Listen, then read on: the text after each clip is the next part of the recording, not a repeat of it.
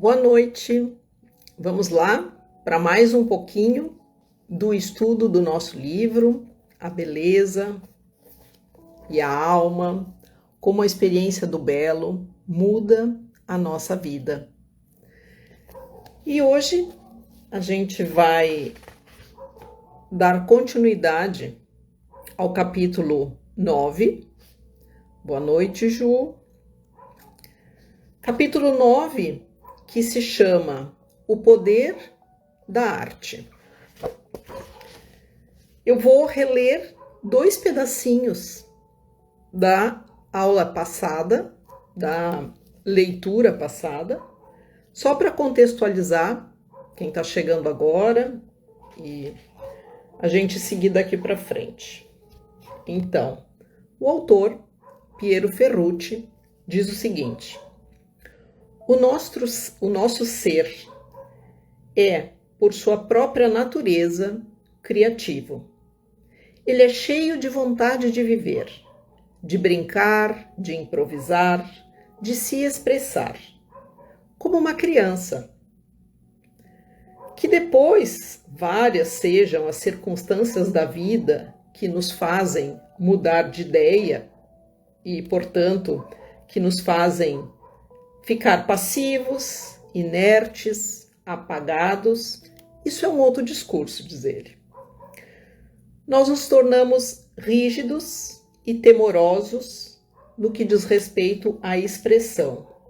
Até mesmo temos medo de ter novas ideias, de sair do terreno conhecido e de criar algo novo, porque achamos que podemos fazer um papel ruim, dar de cara na parede, queimar o filme, enfim. Então é melhor nos refugiarmos no conformismo. Deste modo, ficamos num lugar seguro porque estamos menos à vista. Porém, se nós conseguimos de verdade nos expressar, mudam muitas coisas.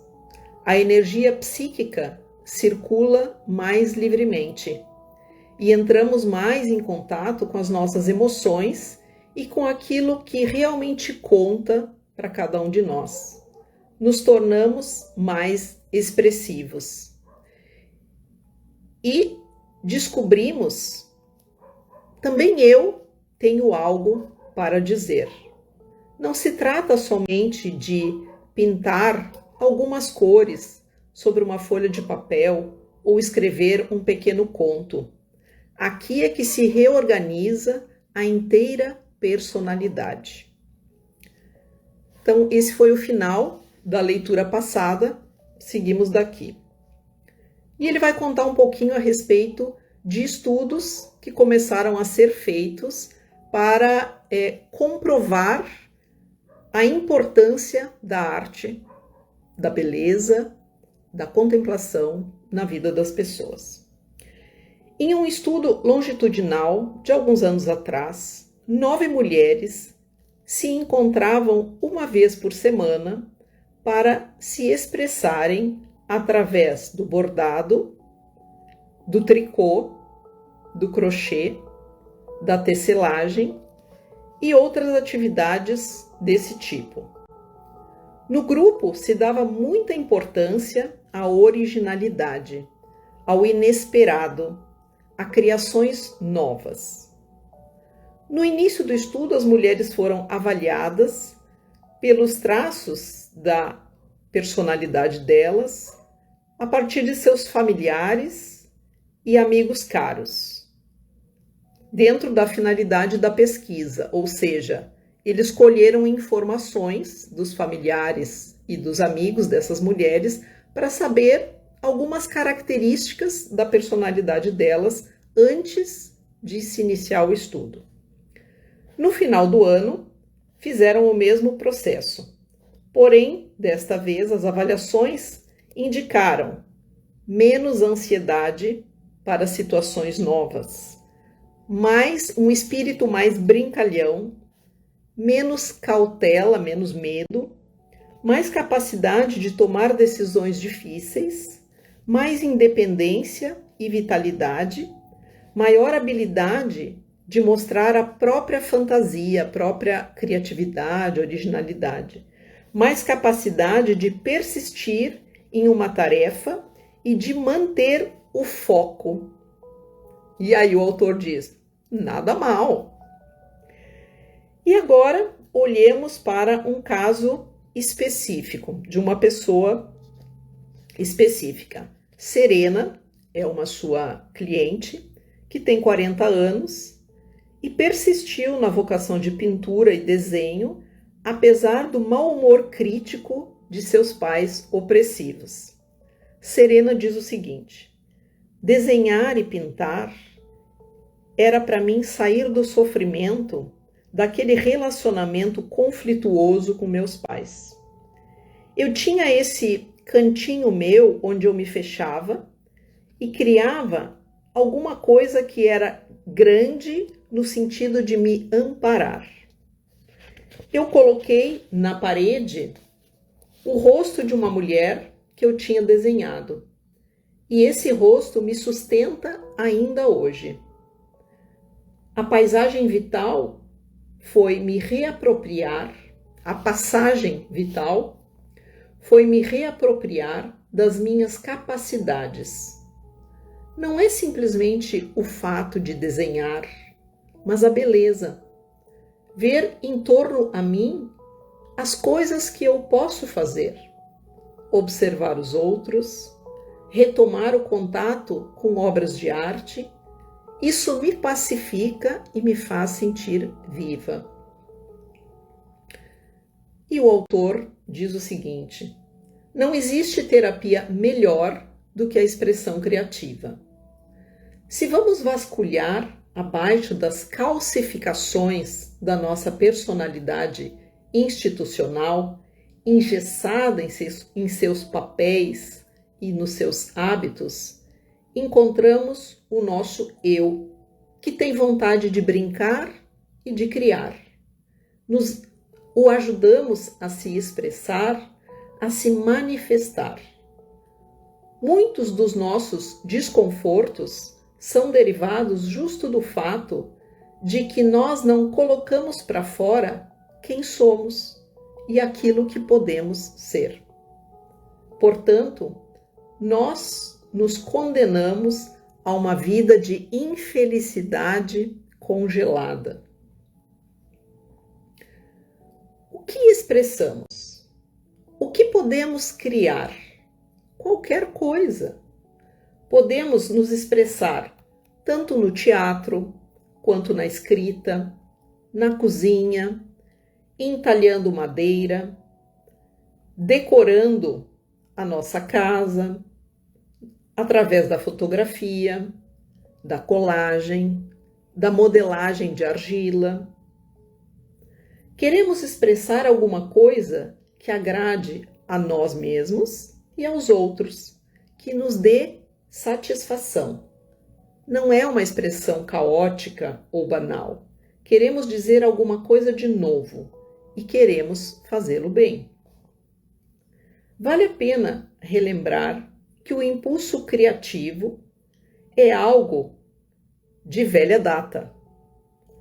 Quando nós nos expressamos de maneira original, não se trata de joguinhos de última hora. Nós nos conectamos às nossas raízes mais profundas, a uma necessidade humana ancestral. A primeira flauta da história humana, entalhada em osso e encontrada em Geissenklostadtle, é de 36 mil anos atrás. Esse lugar, esse nome complicado aí em alemão, significa Pequeno Mosteiro das Cabras e é uma caverna pré-histórica que fica no sul da Alemanha, onde foram encontrados os primeiros instrumentos musicais. Uma pequena estátua de marfim com a cabeça de leão foi encontrada na região de Hohenstein-Stadel, na Alemanha, mais ou menos ela pertence a mais ou menos à mesma época, 36 mil anos. As maravilhosas pinturas nas grutas de Lascaux, na França, têm 17 mil anos, mas outras são ainda mais velhas. Os primeiros achados de expressão artística são ainda mais antigos, de entre 60 mil e 30 mil anos atrás. E todos esses trabalhos, alguns de altíssima qualidade artística, não foram realizados em circunstâncias fáceis e favoráveis. Ao contrário, eles nasceram durante o pico da última glaciação, em situações de necessidade e de perigo, nas quais a prioridade era, dia após dia, a luta pela sobrevivência.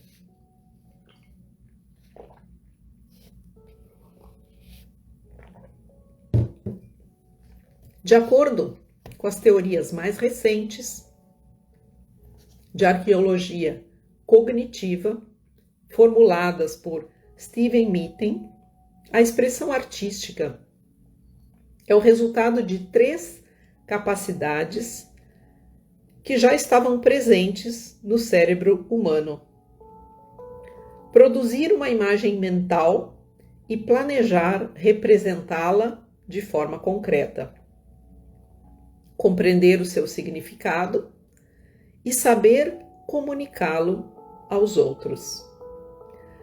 Quando essas 3 inteligências distintas se combinaram, houve um poderoso salto de qualidade na nossa evolução como seres humanos. Seres criativos quer dizer se tornar plenamente humanos. Ser criativos quer dizer se tornar plenamente humanos.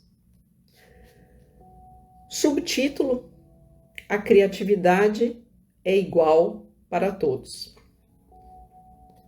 Neste ponto, ocorre avaliar o significado das palavras. De criatividade se fala normalmente no caso de grandes gênios. Em seus momentos melhores, produziram obras de arte que iluminaram a história da humanidade.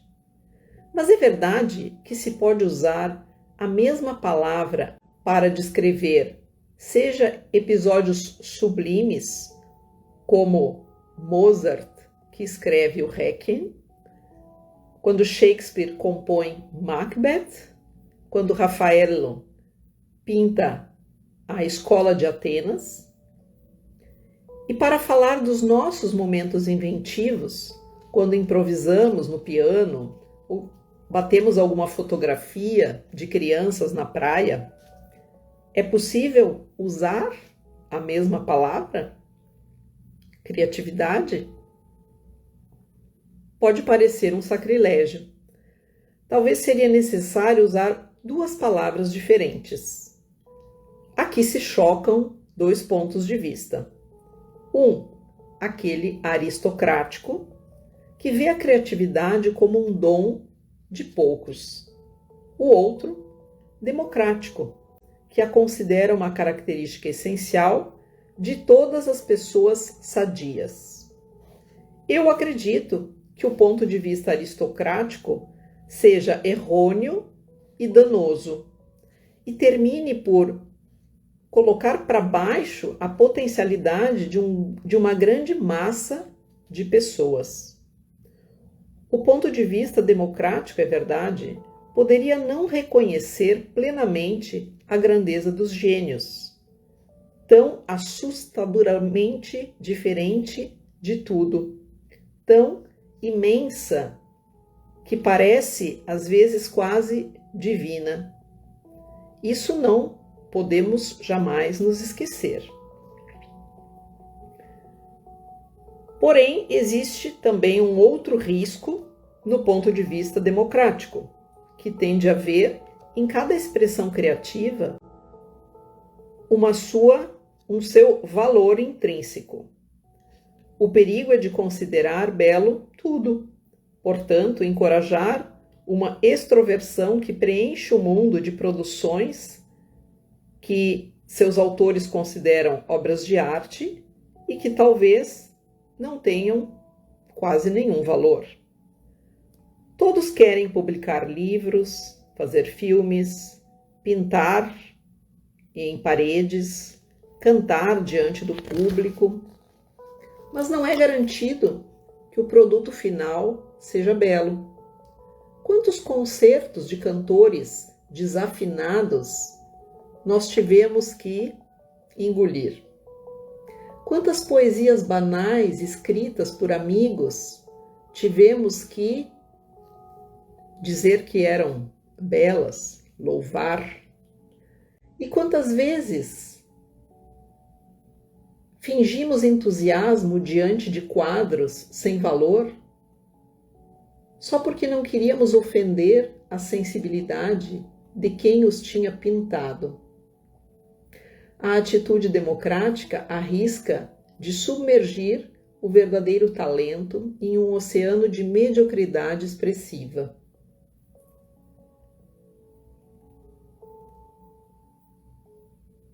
Quem se qualifica mais do que é, pode facilmente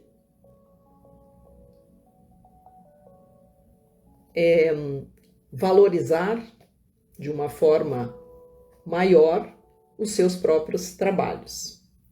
Se continuamos nesse modo, preenchendo o mundo de poetas sem talento, músicos sem valor e escritores da mesma forma, o mundo, se continua em este modo, o mundo vai se preencher de obras medíocres. E todos que reclamam com insistência a atenção, o entusiasmo e o sucesso. Apesar destes riscos, o ponto de vista democrático, que coloca evidência nas potencialidades criativas de cada um, nos ajuda a compreender melhor a saúde psíquica. Certo, nem todos nós podemos ser criativos no mesmo nível. Isso não nos tira o fato de que a criatividade seja um processo elementar da nossa saúde e um direito para todos nós, porque ela fala da expressão em si mesma. Não existe dúvida.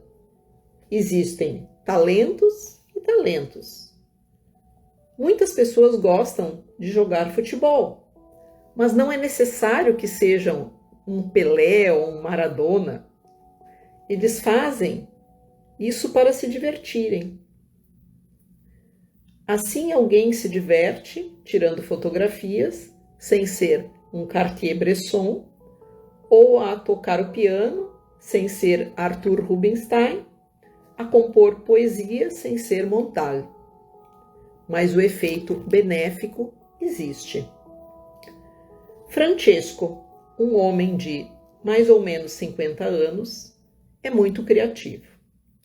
Escreve contos, compõe para o teatro, faz entalhes na madeira. Para ele, criar é essencial. Se ele não cria alguma coisa, não se sente bem. Falando de quando prepara um espetáculo teatral, Francesco diz: no início, existe uma tensão entre os opostos. É um problema de compatibilidade. Para chegar na síntese, é necessário lutar. É como ter que encontrar uma receita onde se possa colocar juntos pimentões e geleia.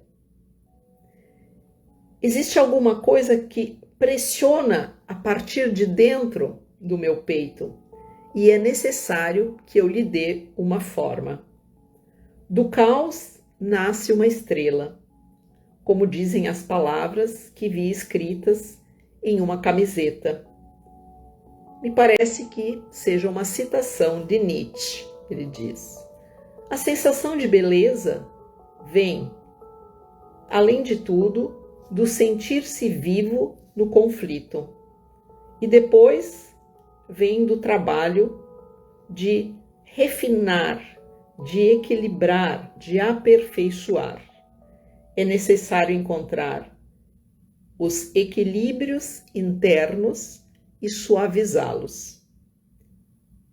Este é o belo, diz Francesco, para o autor do livro. Agora ele dá um outro exemplo de uma outra sua paciente chamada Gianna. Gianna leva consigo graves feridas. Ela prepara óleos e essências com ervas e flores. Lhe agrada envolver-se com as flores e com o seu perfume. Esta não é realmente uma criação artística, mas eu não tenho dúvidas de que estejam sendo trabalhados os mesmos processos. O prazer de interagir com os materiais, de produzir alguma coisa de bom e benéfico. Também esta é uma forma de expressão. E Gianna diz o seguinte: outro dia eu estava engarrafando alguns óleos. No início do trabalho, se difundia um perfume que ela chamou belíssimo. No italiano, muitas vezes se usa a palavra belíssimo para aquilo que nós, em português, queremos dizer muito bom. Então, nesse caso, quando se fala de um perfume, a gente, em português, não diria belíssimo, mas sim um perfume muito agradável, muito gostoso. Continuando. O perfume ele tinha como base a rosa, era perfume de rosa. Aconteceu um momento de puro bem-estar, um instante no qual eu pude apreciar a fragrância e o fato de estar ali envolta naquele perfume. Houve um momento em que essa sensação me preenchia totalmente. Era uma estrada, um caminho que me levava para um espaço interno de leveza, como se o meu corpo pudesse se liberar de toda a tensão. Eu me sentia como se eu estivesse em uma frequência diferente daquela que normalmente estou.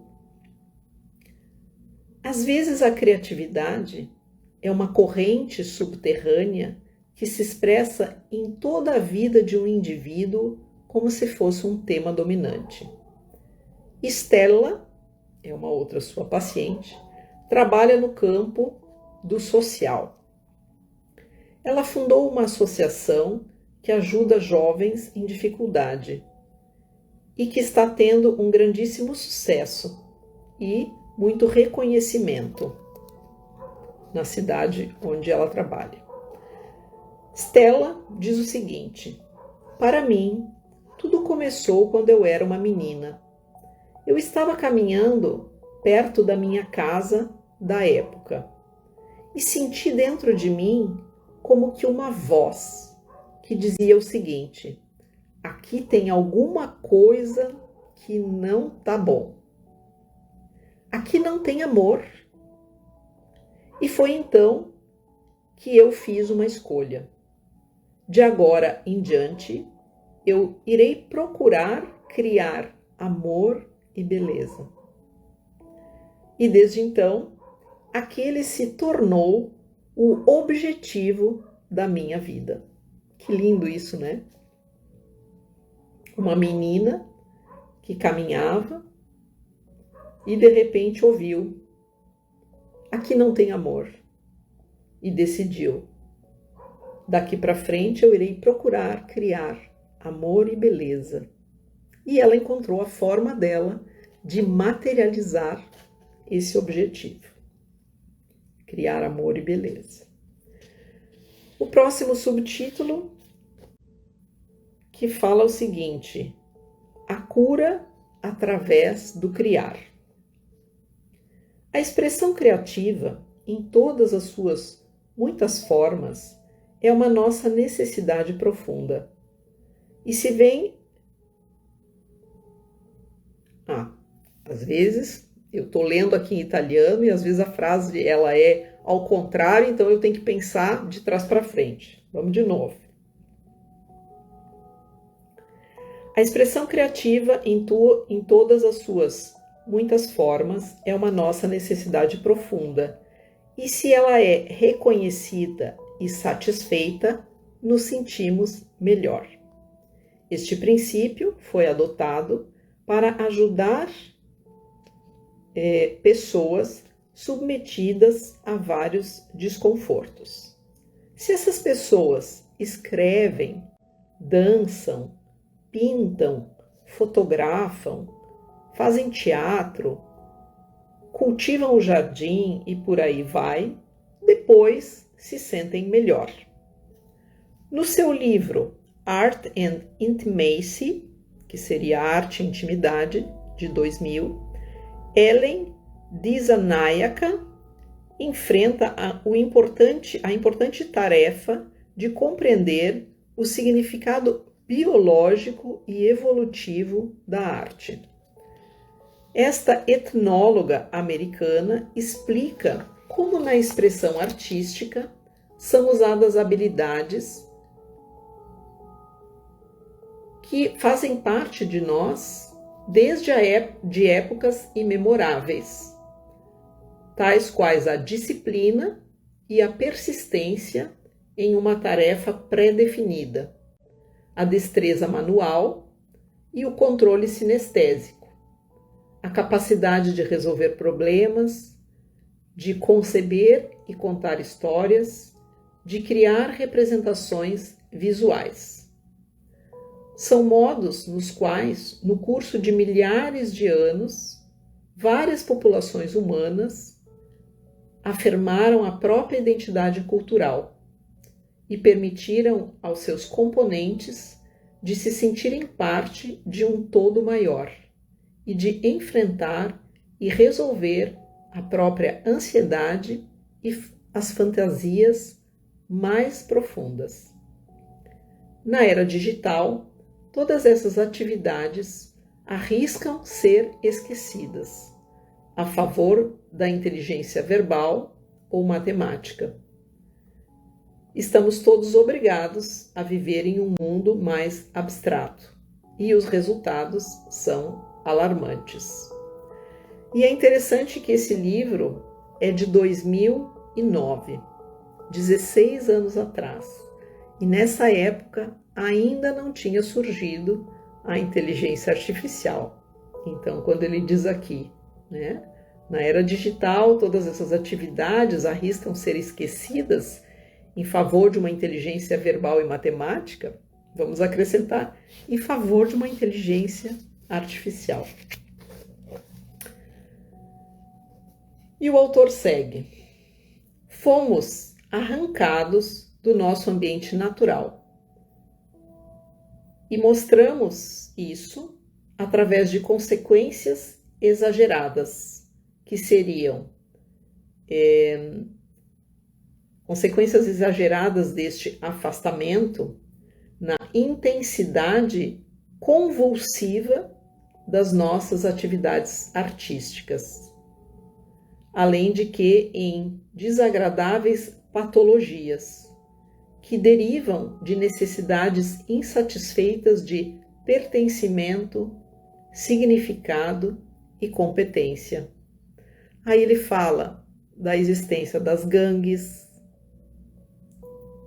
da violência das gangues, da dependência das drogas, da anorexia, bulimia, automutilação, depressões, suicídio, déficit de atenção, violência casual, assassinos em série e todas coisas que não estavam totalmente ausentes, mas que eram reguladas e controladas numa sociedade baseada na caça e na colheita. Por sorte, tem quem se dá conta das tantas oportunidades que a expressão criativa pode oferecer. Por exemplo, no Hospital de Georgetown University, no Lombardi Comprehensive Cancer Center, os pacientes são convidados a dançar ou trabalhar com miçangas, a trabalhar com colagem ou argila. Depois disso, parece que a quimioterapia fica para eles mais tolerável. No Medical Centers Health Arts Network, junto da Duke University, aos pacientes é pedido que se expressem com o número com relação ao grau de sofrimento. Eles dão um número para a dor, para o sofrimento deles. Depois eles fazem algum tipo de atividade artística e em seguida eles reformulam o próprio nível de dor. Com frequência esse número diminui sem necessidade de se recorrer a analgésicos. Jane Tall, da School for Imagination de Amsterdã, fez um magnífico trabalho com doentes de câncer, convidando-os a expressar a própria experiência interior através da pintura. O resultado foi uma série de extraordinárias representações que descrevem o trauma, a angústia, o corpo mutilado, mas também a liberação das emoções e o reencontro com eles mesmos. A expressão criativa para os doentes de câncer pode chegar lá onde as curas convencionais são impotentes. Pode dar um grande conforto, ajudar os pacientes a aceitar as próprias emoções e a reencontrar força e confiança. Depois ele cita também o trabalho de James W. Pennebaker, docente junto à University of Texas, que descobriu os efeitos benéficos da escritura expressiva. A escrita em que se expressam as próprias emoções íntimas com relação a eventos da própria vida melhora a funcionalidade do sistema imunitário. Depois de ter feito a escrita expressiva, pacientes com AIDS tiveram um aumento de glóbulos brancos. Pacientes de asma, um crescimento da funcionalidade pulmonar. Pacientes com artrite relataram menos dor. Em outros pacientes, se encontrou uma melhora em problemas ligados ao fígado e em todos houve uma redução do estresse. Existem também efeitos sobre a psique. O nível de humor com frequência se abaixa logo depois da escrita, se escreve a respeito de coisas tristes. Porém, ele se eleva nos meses sucessivos, diminuem a ansiedade e a depressão. Quando a escrita foi experimentada com estudantes, o rendimento escolar deles aumentou e melhorou também a memória de trabalho, ou seja, a capacidade de enfrentar problemas complexos.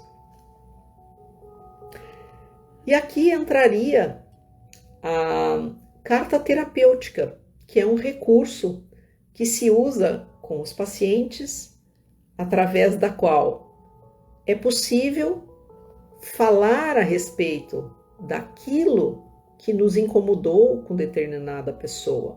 E é algo muito benéfico. Qualquer um de nós pode lançar mão da carta terapêutica quando a gente quer, por exemplo, dizer a alguém das nossas emoções e não temos condição de fazer isso ao vivo e a cores, ou porque essa pessoa já faleceu, ou porque a gente não teria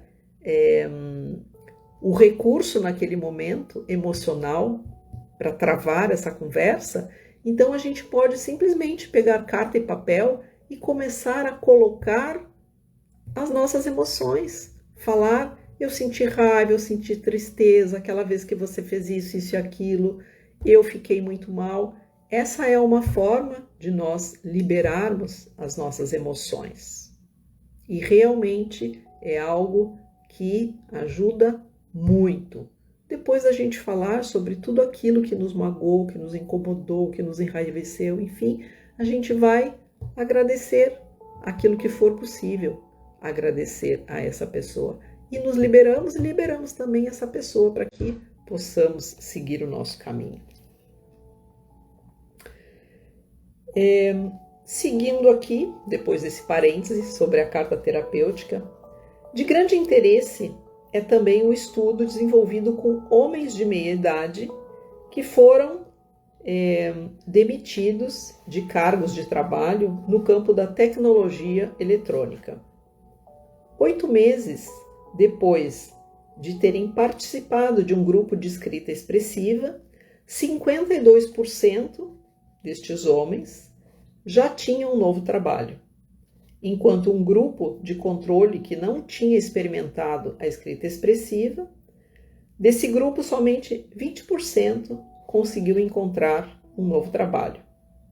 Aqueles que se expressaram escrevendo conseguiram superar o trauma da demissão e foram capazes de passar para novas experiências, viraram a página e foram em frente. Esses estudos se ocupam do efeito benéfico de escrever para curar as feridas, mas nem sempre é possível estabelecer um exato limite entre expressão criativa e aquilo que pareceria um simples desabafo.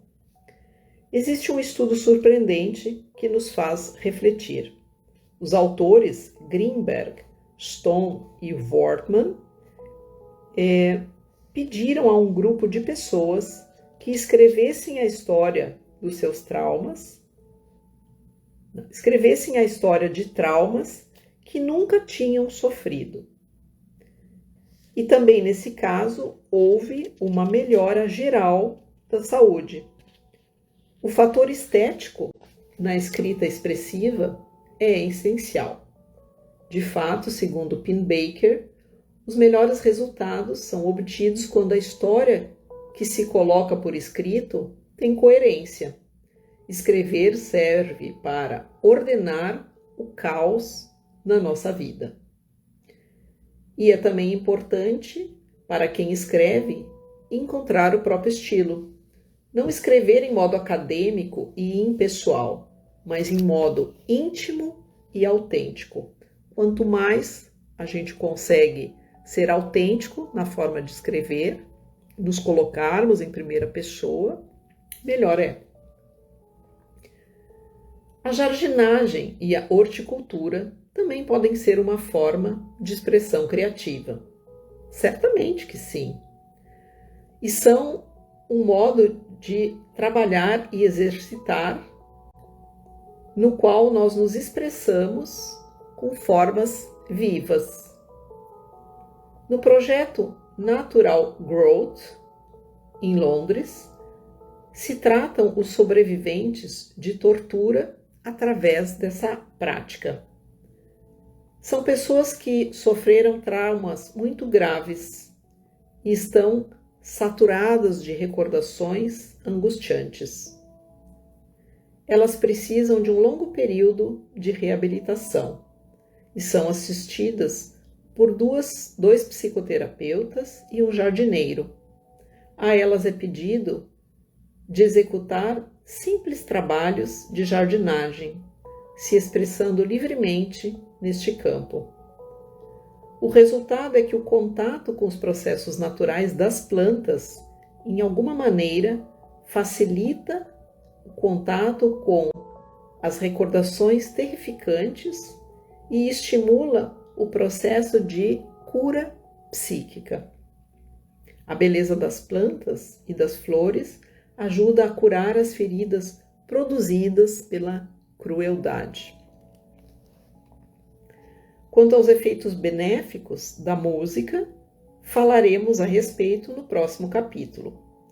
Mas eu já quero dizer que a musicoterapia não consiste somente em fazer escutar pedacinhos de música aos pacientes. Essa é musicoterapia passiva.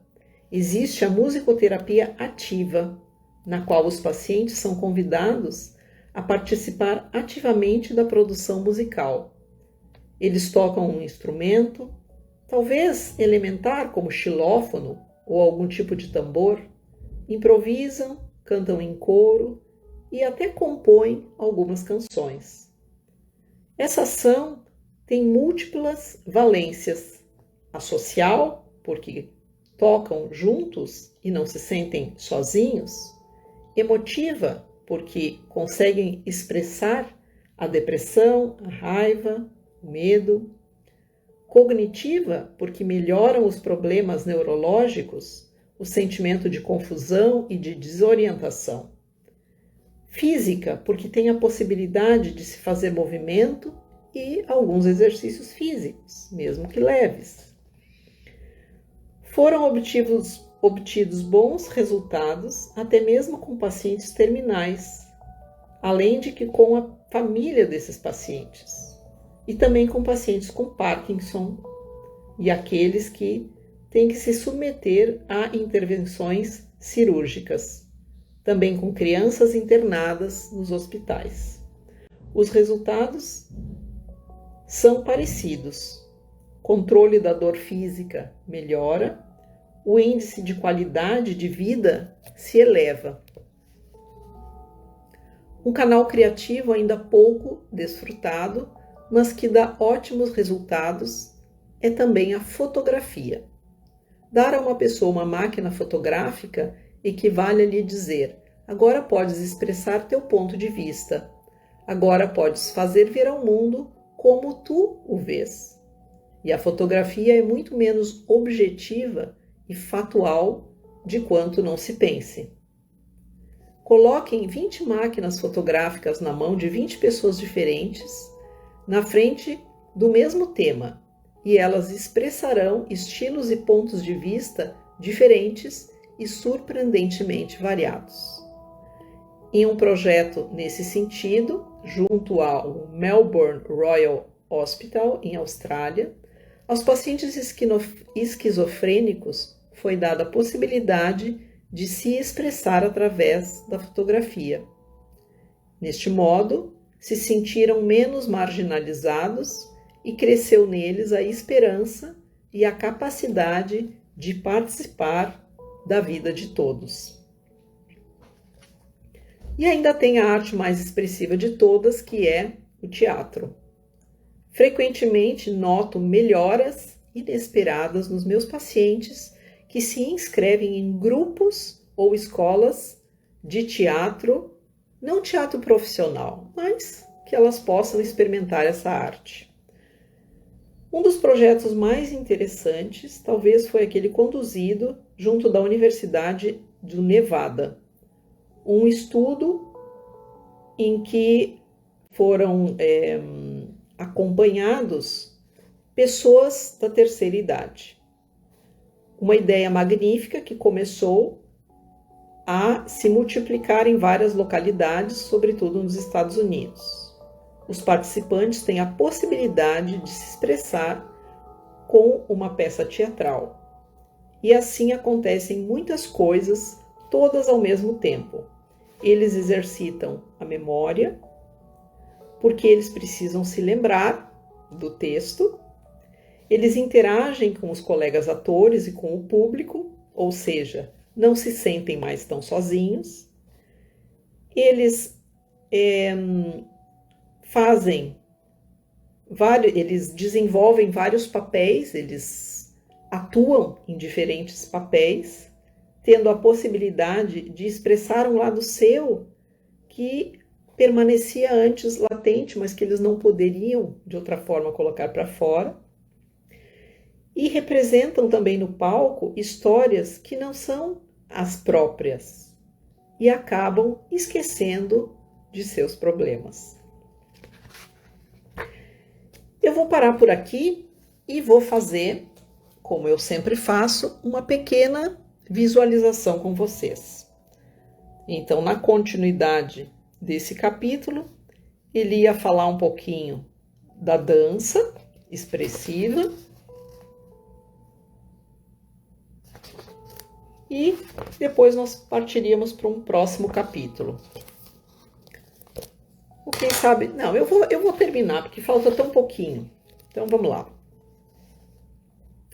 A dança. Sobretudo a dança expressiva, ajuda a liberar os próprios bloqueios e a manifestar energia e alegria de viver. Os nossos hábitos emotivos nos tornam pessoas rígidas, enrijecem os nossos músculos e aprisionam também as nossas emoções, as nossas recordações e condicionamentos. Todos temos condicionamentos que vêm da nossa cultura, da nossa história pessoal e se manifestam em tensões e gestos. A dança derrete essa rigidez e libera energia. Portanto, ela melhora a nossa capacidade de expressão, de entrar em contato com o nosso corpo, com as nossas emoções, aumenta a nossa autoestima e a confiança em nós mesmos, desenvolve a comunicação com os outros. A dança ajuda a combater o estresse e, com frequência, estimula a secreção de endorfinas, que são os hormônios do prazer. Diante de todas essas atividades, podemos talvez ficar um pouco confusos. Realmente temos certeza de que seja a beleza o verdadeiro fator terapêutico? A resposta mais honesta é que não sabemos com precisão. Imaginemos um estudante de violoncelo que se expressa improvisando em uma orquestra de jazz. O que o faz se sentir bem? É a disciplina no árduo estudo do violoncelo? É a interação com seus colegas e amigos? É a relação de confiança com o maestro? É o sucesso com o público que acrescenta a sua autoestima? É o exercício físico que lhe pede horas se movimentando continuamente? É a percepção estética daquilo que ele está tocando? É a expressividade criativa na improvisação? Ou é o triunfo sobre seu pai tirano, que o queria obrigar a estudar para se tornar um engenheiro civil? Provavelmente, todos esses elementos, que entre eles não podem ser separados. Neste propósito, vem em mente um ditado do budismo tibetano: todos os eventos do universo são como pessoas mancas, que não podem caminhar sem estarem apoiadas em algo. Nenhum evento pode ser compreendido se for isolado dos outros, mas pode ser explicado somente se apoiando em outros fenômenos. E é assim para a beleza. Não existe mais, ela nunca existe no vazio, mas é sempre misturada a 1000 outros fatores e experiências. Isso não tira o fato de que a beleza exista e que quase sempre na expressão criativa tem uma importância central. E que, portanto, cada um de nós, querendo crescer na própria vida, faria um bem a colocar-se essa interrogação fundamental: em que modo eu posso criar na minha vida alguma coisa de belo? em que modo eu posso criar na minha vida alguma coisa de belo. É necessário encontrar aquilo que inspira o nosso coração. Precisamos ignorar as vozes internas ou externas que talvez nos desencorajem. É necessário um mínimo de estudo e disciplina. E depois podemos arregaçar as nossas mangas e experimentar à nossa maneira a expressão da beleza que sentimos dentro. E assim termina então esse capítulo 9. E na próxima semana nós vamos falar de música, natureza e música na criação do belo. Então eu convido vocês agora a fecharem os olhos, a se recostarem aí na cadeira ou na poltrona ou na cama onde vocês se encontram. Deixe o seu corpo encontrar um estado de tranquilidade, de relaxamento. Toma uma inspiração bem profunda. Segura um pouquinho o ar. E agora solta, fazendo um movimento desde o alto do peito até que o ar saia totalmente lá no abdômen. E você inspira mais 2 vezes de forma bem profunda. E cada vez que você solta o ar, você vai soltando, como se fosse uma fumacinha escura, toda a tensão desse dia. Todo e qualquer desconforto, preocupações, tensões no corpo. E cada vez que você inspira e expira, você relaxa mais e mais o seu corpo. E vai voltando os seus olhos para o seu mundo interno. Nesse momento, nada mais tem importância. É você com você mesmo, se dando alguns minutos de atenção. Você respira de forma tranquila, retoma o ritmo normal da sua respiração.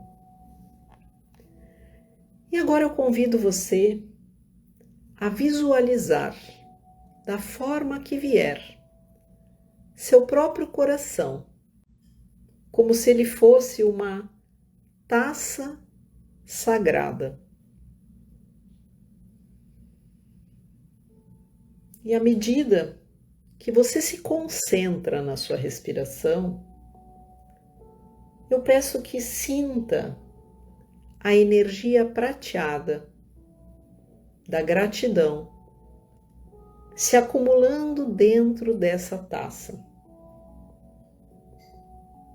Você inspira e expira, e a cada respiração você percebe uma energia prateada de gratidão que vai se acumulando cada vez mais dentro dessa taça e vai aumentando, aumentando, aumentando, até que a taça começa a transbordar. Sinta essa linda energia prateada transbordando do seu coração. E você vem trazendo cada coisa pela qual você se sente grata ou grato. E cada coisa que lhe vem em mente vai aumentando esse prateado dentro da sua taça, essa energia que vai crescendo, crescendo e vai transbordando do seu coração. E você se sente profundamente agradecida ou agradecido. Do fundo do seu coração. Você agradece pela sua vida, por ter chegado até aqui, por todos os seus anos de vida, sejam eles quais forem. Você agradece pela sua saúde. Você agradece porque tem olhos para enxergar toda a beleza que existe da natureza, o olhar dos seus filhos, dos seus amigos, as obras de arte. Você agradece porque você escuta a música, a voz de quem ama, os pássaros, o barulho do mar. Você pode agradecer a alguém especial na sua vida, alguém importante, que lhe é muito caro.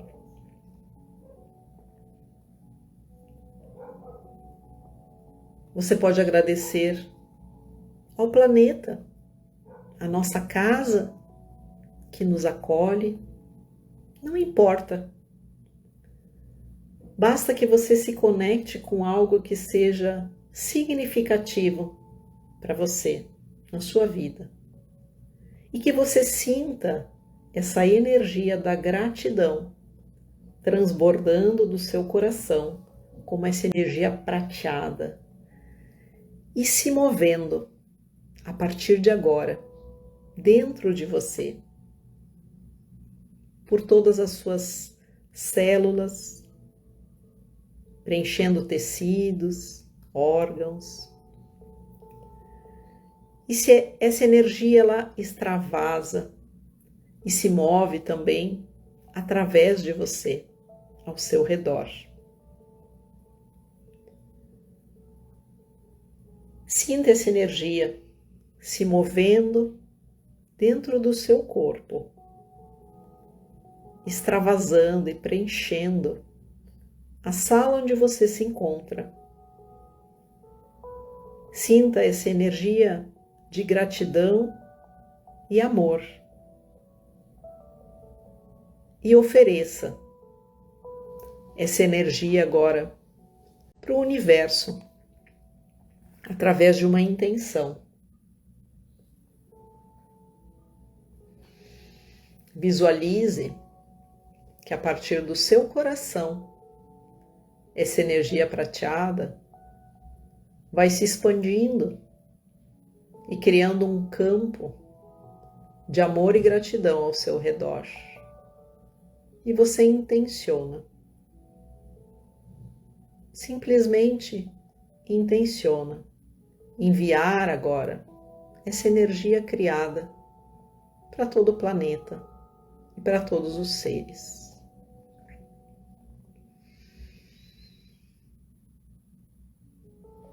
Siga visualizando o seu coração como uma taça que transborda todo esse sentimento de amor e gratidão. E vai preenchendo a sala onde você se encontra, e vai extravasando e preenchendo mais e mais espaços, e vai se expandindo, e vai alcançando mais pessoas, e vai se direcionando para todo o planeta.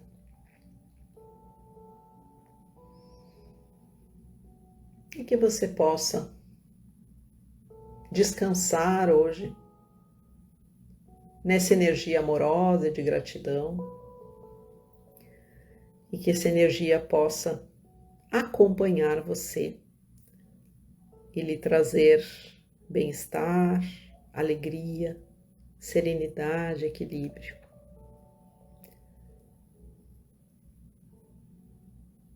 Tome uma inspiração bem profunda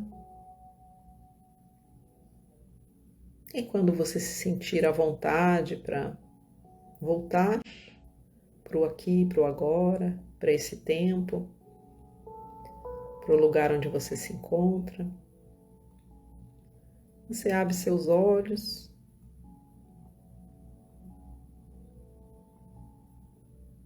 e está totalmente aqui. Talvez mais leve, talvez mais grato ou grata.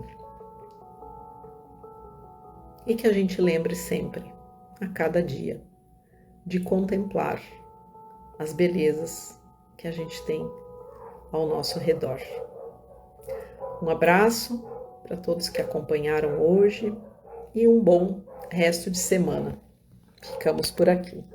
Tchau, tchau.